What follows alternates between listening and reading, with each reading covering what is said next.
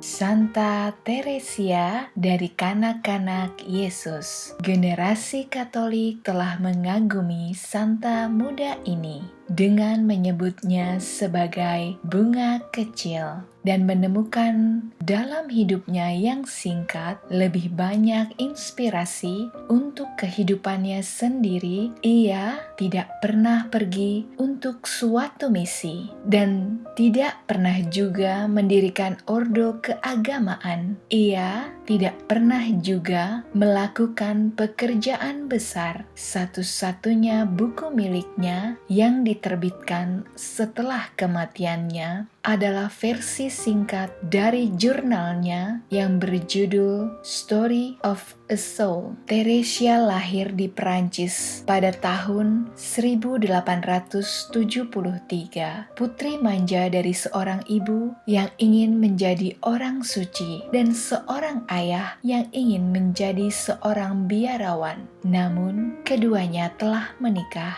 tetapi memutuskan bahwa mereka akan hidup selibat, yaitu menerapkan salah satu dari 3 kaul kesucian, sampai seorang imam memberitahu kepada mereka, katanya, "Bukan hal itu yang Tuhan inginkan untuk sebuah pernikahan." Mereka pun mengikuti nasihat imam tersebut dengan sangat baik karena mereka memiliki 9 orang anak. 5 anak yang hidup semuanya adalah putri-putri yang sangat dekat dengan mereka sepanjang hidup mereka. Tragedi dan kehilangan datang dengan cepat ke Teresia ketika ibunya meninggal karena kanker payudara ketika ia masih berusia 4,5 tahun. Kakak perempuannya yang berusia 16 tahun, Pauline, menjadi ibu keduanya. 5 tahun kemudian, Teresia kehilangan untuk kedua kalinya. Hal ini merupakan yang lebih buruk ketika Pauline saudarinya memutuskan untuk memasuki biara Karmelit. Beberapa bulan kemudian, Teresia jatuh sakit karena demam,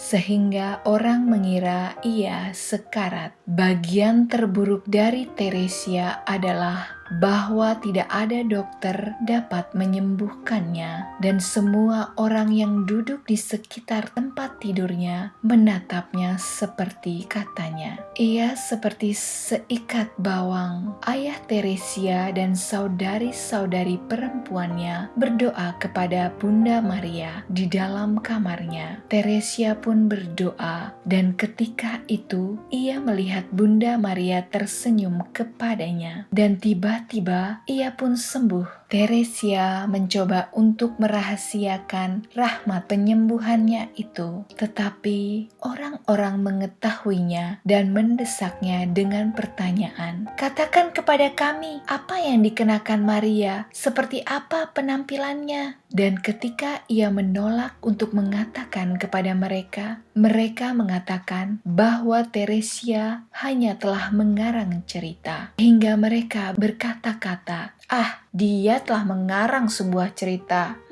Tanpa disadari, pada saat Teresia berusia 11 tahun, ia telah mengembangkan kebiasaan doa mental. Teresia menemukan tempat antara tempat tidurnya dan di dalam kesendiriannya itu, ia berpikir tentang Tuhan, kehidupan, dan keabadian. Ketika kedua saudari perempuannya yang lain, Mari dan Leonie, pergi untuk bergabung dengan ordo religius, Teresia ditinggalkan bersama saudara terakhirnya yaitu Celine dan ayahnya. Teresia memberitahu bahwa ia ingin menjadi baik, tetapi ia memiliki cara yang aneh. Ratu kecil ayahnya yang manja ini tidak mau melakukan pekerjaan rumah. Ia berpikir jika ia membuat tempat tidur, ia dapat sangat membantu. Setiap kali, Teresia bahkan membayangkan bahwa seseorang mengeritiknya atau tidak menghargainya, ia menangis. Teresia ingin masuk ke biara Karmelit untuk bergabung dengan saudarinya Pauline dan Mary. Tetapi, bagaimana ia bisa bisa meyakinkan orang-orang bahwa ia bisa mengatasi kerasnya kehidupan Karmelit jika ia tidak bisa menangani ledakan emosinya sendiri. Akhirnya, Teresia pun berdoa agar Yesus membantunya. Tetapi doanya seperti tidak ada tanda-tanda jawaban. Pada hari Natal tahun 1886,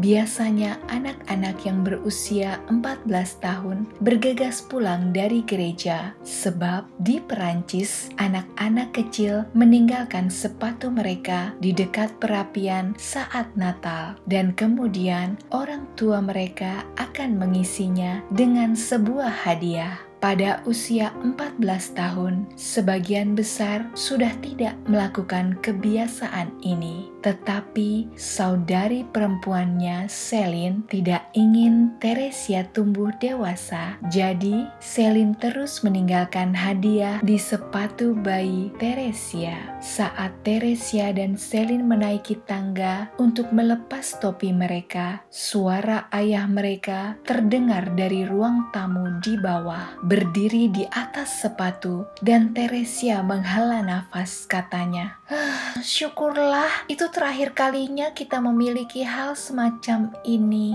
Teresia membeku dan saudari perempuannya menatapnya tanpa daya.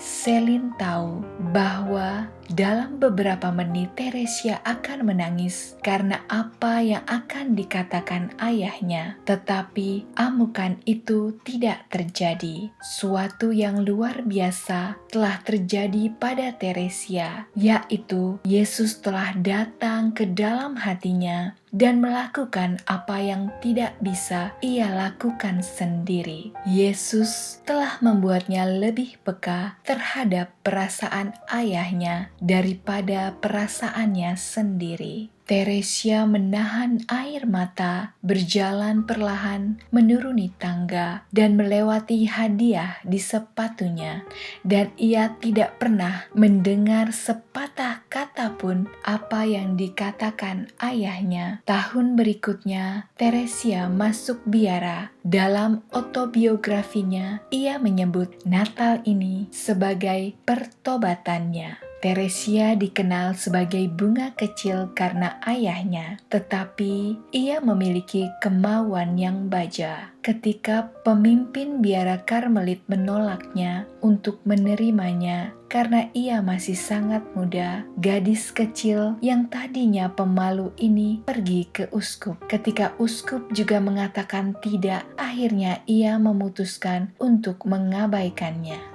Ayahnya dan saudari perempuannya Celine kemudian membawanya berziarah ke Roma untuk mencoba mengalihkan pikirannya dari ide gilanya itu. Teresia pun sangat senang. Hal itu adalah yang menguntungkannya. Karena ia masih muda dan kecil, ia bisa berlari kemana-mana untuk menyentuh relik dan makam tanpa dimarahi. Ia bahkan berani meminta izin langsung kepada Paus saat Teresia menemui dan dilarang berbicara dengan Paus, tetapi hal itu tidak menghentikan Teresia. Begitu Teresia sampai di dekat Paus, kemudian Teresia memohon kepada Bapak Paus agar mengizinkannya untuk masuk ke biara Karmelit. Namun, Teresia pun harus dibawa oleh dua penjaga karena keberaniannya yang berlebihan itu.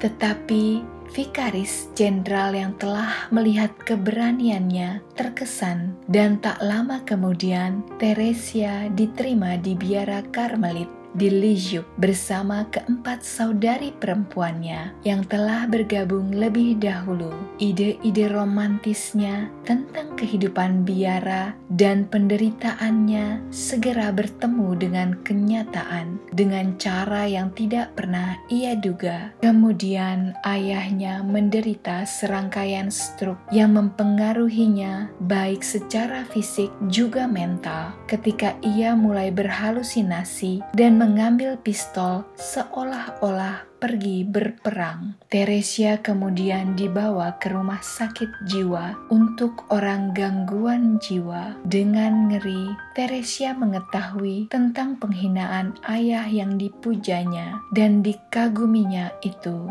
dan tentang gosip dan belas kasihan dari apa yang disebutkan teman-temannya. Sebagai biarawati yang tertutup, ia sangat bersedih, bahkan tidak bisa mengunjungi ayahnya sendiri. Ini adalah awal masa penderitaannya yang mengerikan.